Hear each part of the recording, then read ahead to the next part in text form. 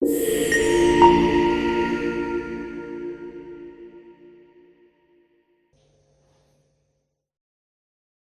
pernah dicium sama orang miskin yang akut, miskin betul.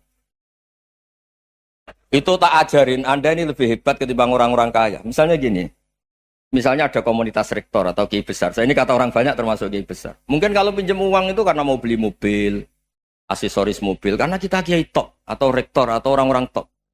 Kalau sesama orang miskin itu pinjem-pinjemannya itu urusan beras, itu urusan nyawa. Keren mana? Menyelamatkan nyawa sama aksesoris mobil. Nyawa. Jadi pahala kamu pasti lebih besar itu. Itu senengnya jadi orang miskin terus keterusan sampai sekarang. Oh itu, lo coba kalau menteri sama menteri, rektor sama rektor, kira-kira pinjamannya apa Pak Arso? Kan kalau mau beli mobil atau mau umroh VIP, pokoknya yang keren-keren. Kalau orang miskin pinjam karena apa? Makan kan, beras kan. Makanya kalau yang sedang miskin monggo lah, kalau ingin teruskan. Maksud saya Islam tuh seenak itu. Islam tuh segampang itu. Sudahlah yang sedang miskin ya keren. Karena sekali sosial tuh urusannya apa? Nyawa. Tapi kalau miskin semua ya Indonesia bisa tutup kan. Ya sudah yang kaya-kaya itu saya mengatakan Indonesia karena bayar pajak yang menjadikan Indonesia berjalan. Tapi ya dipakai yang benar. Nah, begitu seterusnya. Ada kiai miskin cerita ke kita. Terus enak jenengan alim, terus punya santri banyak, bisa ngajar di mana-mana. Saya bilang, hebat kamu. Dia hidup di daerah tertinggal. Itu yang diajarkan kan hanya tauhid. Kan nggak mungkin desa tertinggal baca fikih perbandingan madhab. Kan nggak mungkin. Kalau yang kayak Pak Fajar, Pak Sadali kan nggak mungkin. Fikih perbandingan apa? Madhab. Menyorot madhab dunia. Gaya engkek-engkek itu kan nggak benar. Tapi pertanyaannya, yang menyelamatkan masuk surga itu tauhid apa perbandingan madhab? Tauhid. Ini hanya mengajarkan fardu kifayah sunat-sunat. Ini Anda mengajarkan fardu ain. Surganya dulu kamu. Oh terus senangnya jadi kayak gitu. Karena yang diajarkan apa? Tauhid. Sementara kita yang gaya-gaya ini. Ajarkan perbandingan apa? Madhab, studi banding ke Al-Azhar kemana-mana. Ini enggak, tauhid. Dari orang nyembah pohon jadi nyembah Allah Ta'ala. Keren enggak? Keren. Jadi terus kiai desa sama saya senangnya bukan karena tak bela. Tapi ada yang agak kurang ajar tanya saya. Kalau itu hebat kenapa Gus gak mau jadi kiai desa? Waduh. Wah ya repot kalau pertanyaan. Terus tak jawab, kalau saya jadi kiai desa, kamu ngangsu ilmu dari mana coba? Ya dari jenengan. Ya kalau sama gobloknya ada bisa. Ya sudah Gus aja yang jadi kiai besar. Maksud saya, ya sudahlah kita begini seperti yang saya ajarkan di sini, saya sarankan supaya orang itu tahu. Nah, ini namanya diroyah, apa? Makanya kata Imam Ghazali itu kalau kamu ingin sopan gampang melihat anak kecil, wa aqallu minni dzamban, dia dosanya lebih kecil. Karena masih kecil kan, tentu secara dosa enggak banyak. Kalau melihat orang yang tua, wa aktsaru minni ibadatan, dia tentu ibadahnya lebih banyak karena umurnya lebih banyak. Sehingga terus semua orang lain tuh di depan kita itu hebat. Ya semua orang lain sama misalnya Pak ini rektor, Pak Fathul Wahid rektor, tanggung jawabnya lebih banyak, berarti pahalanya lebih banyak. Tapi sama, ketika melihat Nyon Sewu melihat pegawainya yang secara lahir di bawahnya, ini tanggung jawabnya nggak banyak, pasti salahnya juga enggak. Itu yang diajarkan Rasulullah SAW, sehingga enak. Tapi kalau kita melihat orang lain selalu salahnya, itu pecundang. Allah saja tidak seperti itu kan, amal baik ya ada khairan, amal buruk ya ada saron, semuanya dilihat oleh Allah Subhanahu wa Ta'ala. Saya tuh punya teman Gus, agak beling, agak seenaknya. Dulu miskin. Wah itu seenaknya betul. Kayak kenal Tuhan sudah. Tak tanya, kenapa kamu seenaknya? Satu bulan tuh labanya bisa 200 juta sampai 500, sampai 1 miliar. Saya itu Gus, setelah duha itu perkembangannya bagus. Duha, salah duha itu. Saya pernah miskin kan kata apa? Ingka dari rezeki fisama apa? Wa ingka ana qalilan ya kalau fisama fa anzilhu terus wa ingka ana qalilan fakasirhu kalau sedikit perbanyak. Ini trennya sudah benar semua. Nah, wa ingka ana apa ya haraman fatahirhu kalau haram yang kau sucikan. Makanya saya seenaknya, kalau kolilan sudah fakasiru, paling trennya yang nggak bener juga fatohiru, kata Mas. Dia yakin kalau yang nggak bener-bener sudah disucikan Allah. Karena yang lain-lain sudah. Dari miskin sudah kaya, kolilan sudah fakasiru. Paling yang haroman juga sudah fatohiru. Gitu.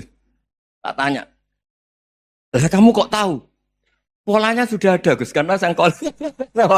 Kamu sembrono sama Tuhan kok begitu kan? Tapi apapun itu, seneng saya. Seneng saya sering salah teh, makanya saya mohon yang sekarang miskin sedang miskin itu ya ndak usah nyesal banget-banget. Kalau ingin kaya monggo lah, namanya orang juga ingin. Tapi Anda harus bangga. Sosial antar kalian adalah urusan nyawa dan itu pahalanya luar biasa.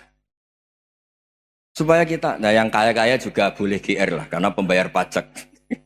Dan itu bisa menyelamatkan apa? Indonesia Raya. Begitu seterusnya.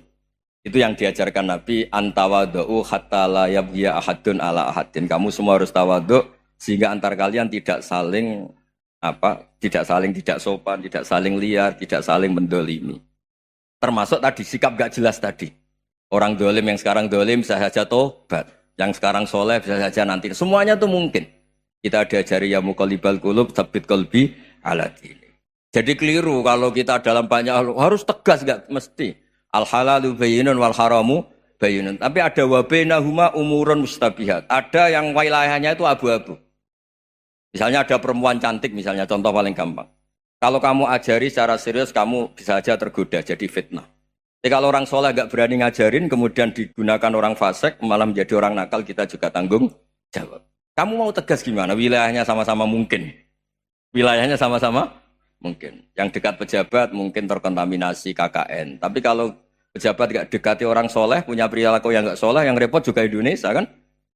Nah hal-hal seperti itu kita tidak perlu ngambil sikap. Maksudnya nggak usah ngambil sikap, ya kita buktikan kalau milih satu madhab, kita buktikan semuanya lebih baik, semuanya lebih bermanfaat, semuanya lebih berperadaban. Karena nggak bisa dihindari wabena humai. Termasuk nyuwun sewu, saya mohon maaf sama mulai Pak Harso, Pak Lutfi sampai Pak Fathul Wahid. Saya ini termasuk kiai yang nggak suka dekat sama orang-orang top. Bukan karena hasud. Memang konstitusi kiai harus gitu lah, tamud dan na'inaika.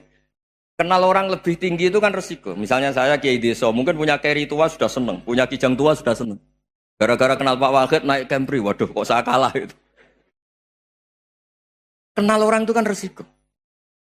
Mungkin dosen-dosen sini kalau kenal saya di Rembang juga resiko. Di sini gak ada cium tangan, melihat saya dosen, wah gak enak jadi dosen. Jadi memang harus dibatasin. Sekiranya mungkin orang itu, karena latamud dan apa? Ainaika ilham. Kamu jangan sering melihat orang lain yang mungkin secara lahir dapat nikmat yang lebih tinggi timbang Anda. Kalau kamu gak bisa ngelola hati Anda bisa hasut, Anda bisa dengki. Paling tidak Anda bisa ada syukur. Saya itu sering didolani pejabat. Juga sering melihat pejabat di TV-TV. Naik mobil aja ada yang naikkan. Bahkan kalau wudhu itu anduk aja ada yang bawa. Itu kalau yang nggak kuat, weh naik jadi pejabat. Ya makanya terus konstitusi kiai itu mengatur, sudahlah. Mata kamu itu kamu batasin. Jangan melihat sesuatu yang potensi ya. Potensi menjadikan Anda tidak apa? Syukur. Jadi saya mohon, ini memang konstitusi saya sebagai kiai. Jadi saya, tapi di hati saya tetap akrab. Saya doakan semua untuk UI, untuk semua orang Indonesia kita doakan. Kita ingin semuanya tambah baik, tambah. Tadi katanya mau naik kelas ya. Kalau naik kelas dari rumah saya niatkan mari mengkaji diroyah. Diroyah itu melogikakan riwayat. Jadi misalnya kita sering dengar Rasulullah SAW sering ngendikan kalian masuk surga itu bukan hanya berdasar amal, tapi berdasar anugerah Allah Subhanahu wa Ta'ala. Oke, kita sepakat amal kita, perilaku kita, ibadah kita andaikan dikompensasi dengan nikmat yang Allah berikan tentu tidak seimbang. Untuk membayar itu saja sudah lunas. Jadi Anda semua tidak berhak masuk apa? Surga. Sehingga di beberapa riwayat dijelaskan ada orang yang 500 tahun ibadah, nggak pernah maksiat. Ditanya sama Allah, kamu masuk surga karena apa? Karena ibadah saya ya Allah. Ya sudah, surga kamu 500 tahun saja karena ibadah kamu 500 tahun. Ini cerita umur-umur orang dulu. Ya Allah, katanya surga engkau ini selamanya. Ya kalau yang selamanya itu rahmatku. Kalau amal kamu terbatas ya surganya sesuai amal kamu ya terbatas. Ya sudah ya Allah, berarti masuk saya surga saya ini karena fadl engkau, karena anugerah engkau. Itu namanya apa? Diroyah. Diroya itu satu kajian analisis di mana kita percaya riwayat, tapi kemudian punya logika, punya diroya. Ini penting supaya tauhid kita ini kuat. Jadi dulu ada orang yang sangat cerdas, namanya Jubair bin Mut'im. Dia saking cerdasnya, juga kaya, juga tokoh, dikirim sebagai delegasi pembebasan Asra Badrin, tawanan Badar. Kemudian pas datang ke Masjid Nabawi, Nabi delalah pas baca Wattur wa kitabim mastur. Sampai pada titik Nabi baca Am khuliqu min ghairi syai'in am humul khaliqun. Apakah penciptaan yang sedemikian canggih itu dimulai tanpa perwujudan, tanpa sesuatu yang real, yang maujud? Orang itu langsung bersimpuh, matur, ya Rasulullah saya Islam. Kada qalbi yatir, hampir hati saya, otak saya, pikiran saya itu terbang. Karena logika yang dibangun ateisme misalnya, kalau alam raya ini dimulai dari nihilisme, berarti logikanya apa? Al-adamu yakhluqu maujudan. Alam raya ini kan maujud. Maujud itu ada. Kalau yang lebih dulu itu ketiadaan, berarti ketiadaan menjadi sebab kewujudan. Kalau dalam bahasa Arab itu al-adamu yakhluqu maujudan. Sesuatu yang harusnya nggak jadi faktor karena ketiadaan, menjadi faktor sesuatu yang nyata. Itu kan nggak masuk akal. Ya, kalau alam raya ini ada al-adam sing yasbiku maujudan, berarti alam raya ini al-adamu yakhluqu maujudan, sesuatu yang tidak ada menciptakan yang ada. Dengan logika itu terus kita ngaji, diajari sama guru-guru kita, sifat dasar Allah itu maujud. Wallahu maujudun qadimun. Terus masuk. Yang harus distatuskan pertama dari Allah itu apa? Maujud, wujud. Karena dengan wujud ini layak menjadi penyebab adanya alam raya ini. Sehingga ketika kita menolak faham nihilisme atau ateisme, faham tanpa Tuhan, tanpa pencipta awal, kita punya diroyah. Bahwa tidak mungkin ketiadaan ini menjadi sebab perwujudan alam raya ini. Yaitu am khuliqu min ghairi syai'in. Masa alam raya ini diciptakan tanpa sebab yang nyata, yaitu wajibil wujud. Siapa itu? Allah Subhanahu wa ta'ala. Begitu juga menyangkut sholawat. Orang boleh beda pendapat tentang redaksi sholawat. Ada yang sholli ala Muhammad, ala Sayyidina Muhammad, Nabi Muhammad. Monggo lah masalah redaksi saja. Tapi setelah dianalisis, Nabi itu Pak Rektor, jadi Nabi setelah Nabi Isa saking dihormatinya sampai dituhankan. Juga jadi Nabi yang ada cerita masih hangat, orang Yahudi itu bunuh Nabi. Jadi yang satu mendudukkan Nabi sedemikian tinggi sampai kayak Tuhan, yang satu menjatuhkan Nabi sedemikian rendah sampai dibunuh. Kayak apa susahnya jadi Nabi Muhammad SAW. Kemudian dengan gampang Hadaddin agama ini bikin syariat yang bernama sholawat. Redaksinya monggo lah sesuai tradisi masing-masing. Allahumma sholli ala Muhammad, Allahumma sholli ala Sayyidina Muhammad, ala Nabiyina Muhammad, monggo lah. Tapi yang jelas redaksi ini kalau didiroyah dikaji, Allahumma itu Tuhan, Tuhan itu pemberi. Wa Muhammadun wa in jalla qadruh abdun min ibadi. Muhammad apapun tinggi derajatnya tetap berstatus hamba.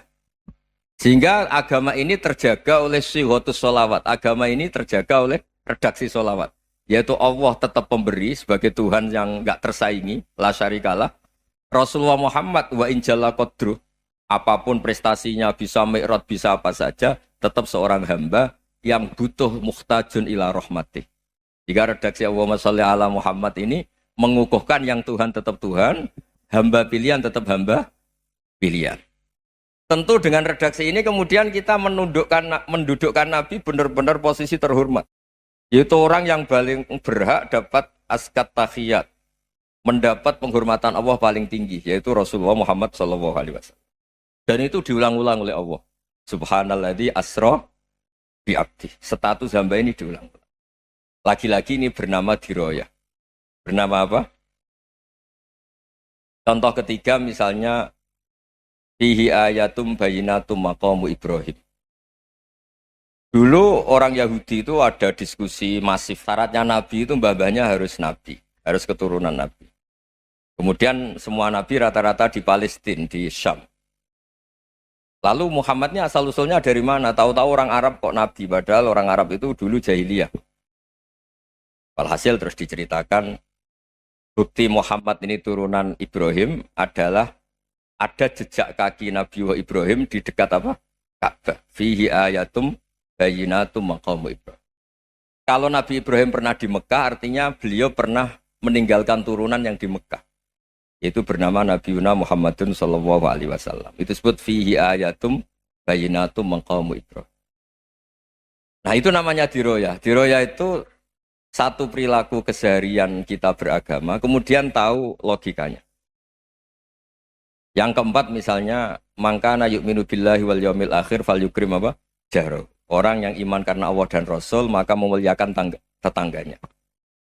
Andaikan pakai hukum sosial, tentu kalau tetangga kita baik, kita baik. Kalau kurang baik, kok kurang penggawean kan gitu. Tapi dulu itu pernah ada seorang ulama itu dibully ya, dikerjain sama anak muda tetangganya.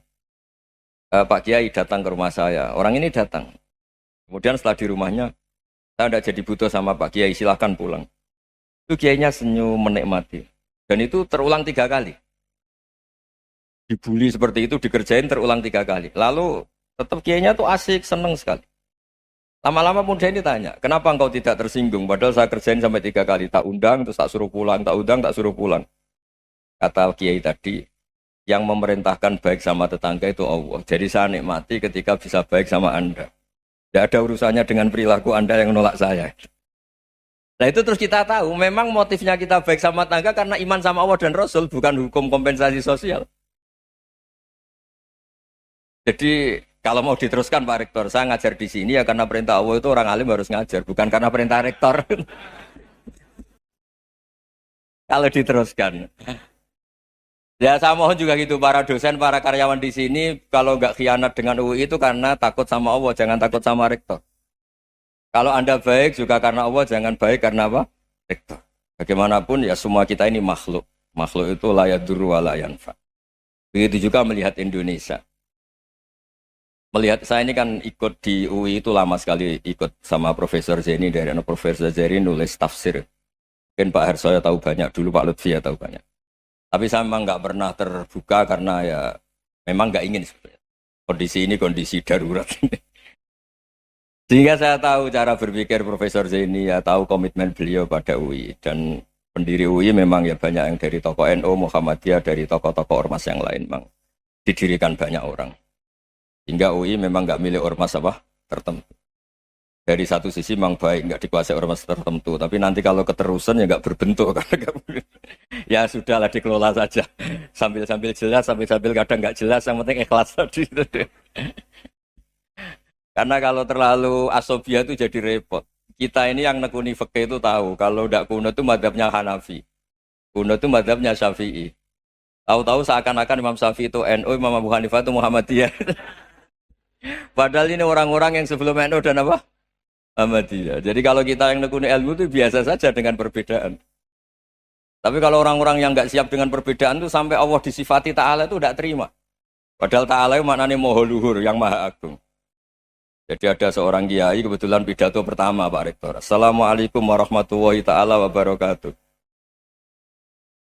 Di mubalik kedua ini nggak terima karena itu dianggap bid'ah ada ta'ala. Hanya dia bilang Assalamualaikum warahmatullahi ta'ala wabarakatuh. Itu saking asobiahnya itu Allah ditambahi ta'ala itu tidak terima. Padahal ta'ala itu maknanya Maha Agung. Nah itu kan jadi repot kalau asobia gitu. Kalau kita ngadepi perbedaan itu biasa saja. Karena kita mungkin bacanya banyak, lihat hal-hal seperti itu ya. Berkuahnya nggak jelas itu menjadi orang tuh bijak. Ini sekarang nakal, jangan-jangan nanti jadi orang baik. Yang sekarang baik, jangan-jangan suatu saat jadi tidak baik. Semua orang introspeksi. Nggak ada jaminan kalau kita sekarang baik akan baik terus. Nggak ada jaminan kalau kita sekarang buruk akan buruk terus. Sehingga terus banyak kiai-kiai bijak itu memang lahirnya nggak tegas, tapi nggak tegas itu yang menjadikan bijak, karena sama-sama mungkin. Itu yang disebut laisa laka minal amri syai'un aw yatuba alihi mau yu'adzibum, itu tidak wilayah kamu. Ketika Allah mengomentari orang munafik juga wa yu'adzibal munafiqina insya'a aw yatub. Bisa saja ada yang disiksa, bisa saja ada yang dikasih tobat. Karena pola yang kita analisis itu semuanya menurut kita. Bukan menurut kemaslahatan orang apa? Banyak. Saya punya sekian contoh cerita. Orang yang sowan kiai baik-baik, mungkin bawa gula atau salam tempel, tidak tahu lah. Itu tidak mesti jadi wali. Tapi Kali Joko yang kenal Sunan Bonang, itu kenalnya itu karena ingin begal. malah jadi wali.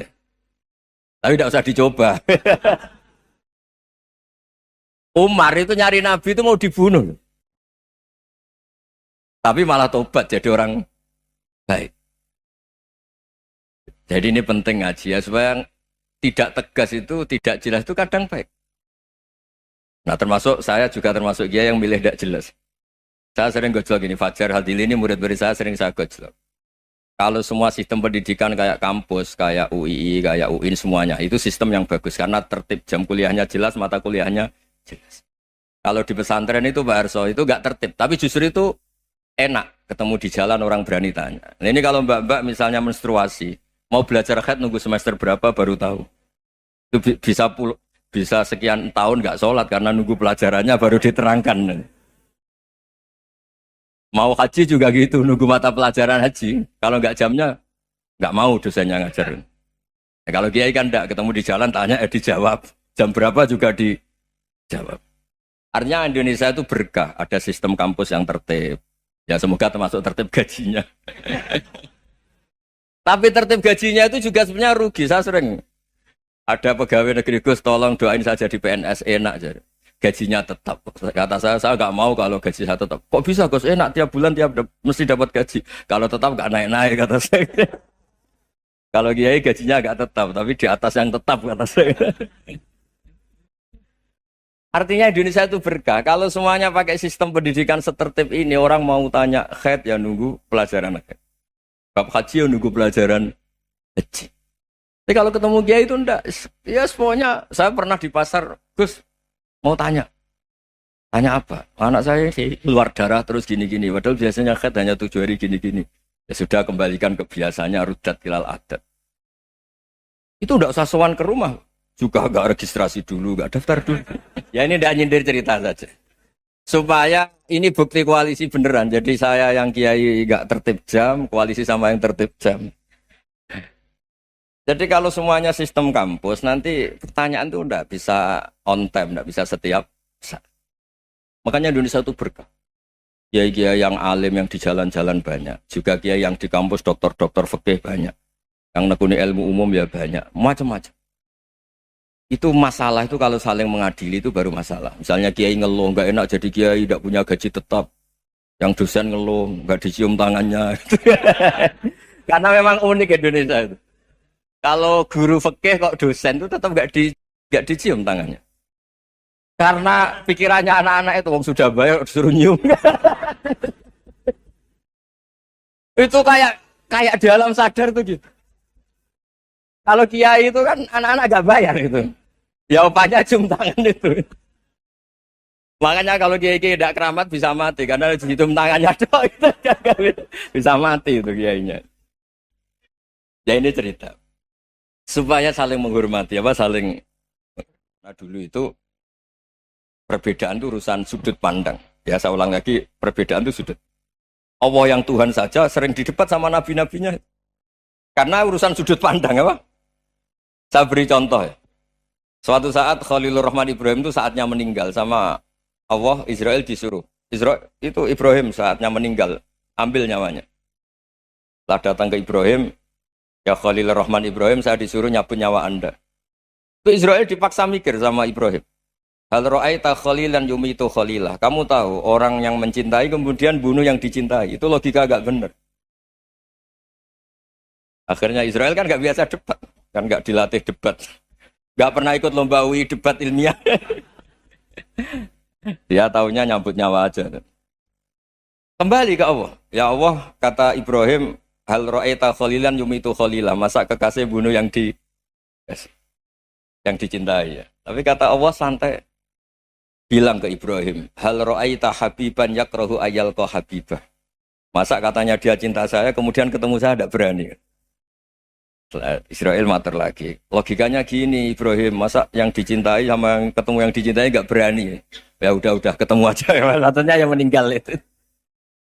Artinya kamu bisa saja GR tidak mati-mati karena merasa dicintai, atau ingin mati karena mencintai. Nah, maksud saya hal-hal seperti ini orang UI pasti nggak jelas. Katanya cinta Allah suruh mati ya nggak mau. Nggak jelas kan? Dibilang nggak cinta juga nggak mau. Tapi dibilang cinta kalau ukurannya mati juga nggak mau. Nah, tapi dalam banyak hal nggak jelas itu penting, Pak Rektor. Penting sekali. Buatan Buyan, saya beri contoh sekian ilmiah, nggak jelas itu penting.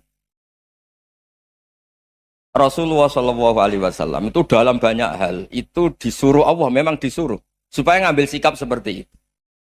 Karena Allah itu punya otoritas penuh untuk bikin orang itu baik atau tidak baik. Wahsy itu yang membunuh Sayyid Hamzah, orang paling dicintai Nabi, di antara yang dicintai Nabi.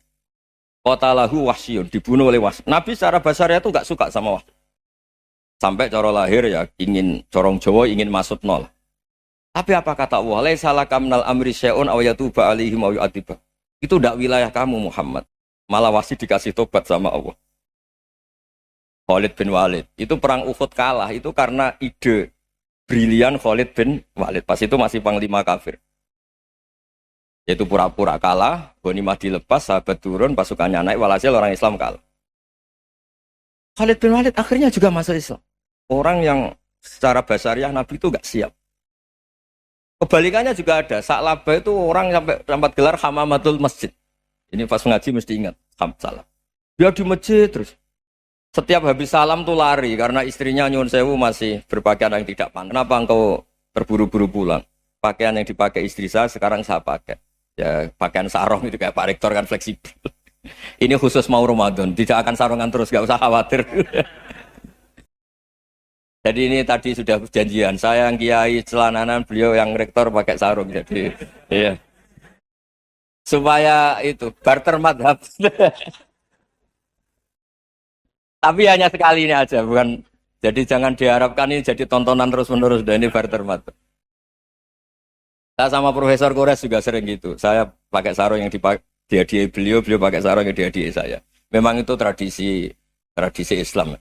Tahadau tahabu, kamu saling memberi hadiah maka kamu saling mencintai, bukan riswah, bukan riswah. Walhasil terus Sa'labah ini mbok saya didoakan Nabi supaya saya kaya, supaya tidak sering ganti-ganti pakaian seperti ini sama istri saya. Jangan-jangan kamu miskin itu lebih baik, ngotot minta didoakan. Didoain Nabi kaya terus lama-lama ninggal sholat, ninggal jamaah. Itu Allah belum tersinggung. Yang mulai Allah tersinggung itu kan saya sering fatwa di mana-mana, sering memberi saran. Mumpung kamu miskin itu sering sedekah. Karena kalau sudah kaya itu tidak bisa. Saya memberi analogi gini. Kalau saya masih santri miskin, punya uang 100.000. Diminta guru saya 50 tak kasihkan. Padahal itu 50%. Punya 2 kambing kurus. Diminta guru saya 1 pasti tak kasihkan. Padahal itu 50%. Jadi kalau punya sapi Brahman atau sapi limusin yang harganya itu 100 juta. Punya 2. Diminta 1 boleh enggak? Enggak boleh. Saya punya motor butut 2, diminta teman saya 1 boleh. Tapi kalau Davidson Harley itu nggak boleh. Nah, walhasil itu kalau kita miskin, misalnya kita zaman kuliah atau zaman mondok atau zaman apa saja, punya uang 100.000, nartik temannya sampai 50.000 kan biasa. Tapi setelah 1 miliar, berani nggak kamu kasihkan 500 juta? Sama-sama 50%. Enggak kan? Nah, Sa'labah gitu, ketika zakat masih per 40 kambing, 1 kambing, itu sebenarnya kan masih ringan. 41, 82. Kambingnya itu sudah mabenal jabalen. Barang dihitung zakat karena sudah ribuan, jumlahnya sampai 400 kambing. Banyak lah pokoknya. Terus kata Sa'labah, ini pemerasan. Karena jumlahnya besar. Allah tersinggung karena nabinya dianggap narik zakat itu dianggap khorot, dianggap pemeras. Allah tersinggung kemudian fa'aqobahum nifakon fi qulubihim ila yaumil. Dia ditetir munafik. Semenjak itu terus tadi kembali gak jelas tadi. Jadi kalau makanya itu pakar-pakar akhlak ya, pakar-pakar etika peradaban. Itu tertampar betul ketika Nabi urusan ilmu itu mengabaikan itu kalau sudah urusan ilmu. Misalnya begini, ada urusan ilmu. Ada mbak-mbak cantik atau ibu-ibu cantik. Itu dalam Islam itu diajarkan jangan sopan-sopan banget. Kata Nabi, karena kekuatan ilmu itu di atas kekuatan akhlak, di atas kekuatan adab. Ya nisa an-nabi lastunna ka ahadim minan nisa. Ini taqaitunna fala takhdu'na bil qaul. Fa yatma alladhi fi qalbihi maradun. Misalnya ada mbak-mbak cantik, menarik, kemudian sopan misalnya sama Pak Fajarin sama dosen-dosen. Monggo binara. Wah itu bahaya pikirannya kemana-mana itu. Orang yang imannya pas-pasan, wih berarti mau. Maksud saya kalau cantik, menarik, ketemu di jalan, biarin aja dosennya mau kemana, biarin aja. Gak usah dihormatin. Kalau dihormatin, Pak mau kemana sadarian mau bisa bahaya ya? Nah, biarin aja. Kalau tanya, Dek ini alamatnya mana? Cari sendiri Pak. Karena hanya dengan cara itu, si Pak dosen ini gak kepikiran. Gak ada orang suka, orang kedus itu gak akan. Tinggal sudah cantik, sopan. Wah bisa pikirannya macam-macam. Itu ilmu. Fala takhdu'na bil qaul. Kamu jangan terlalu lirih kalau ngomong.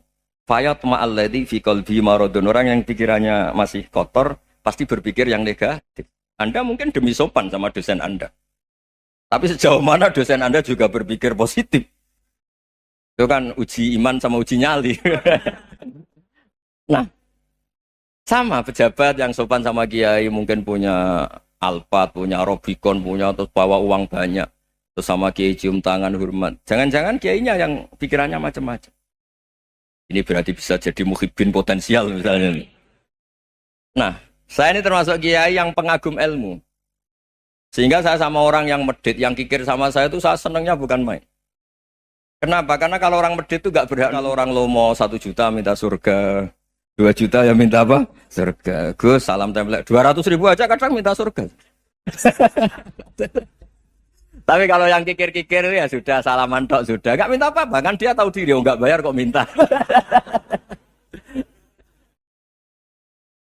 Maksud saya Islam itu luas, dinikmati saja Pak. Dinikmati saja.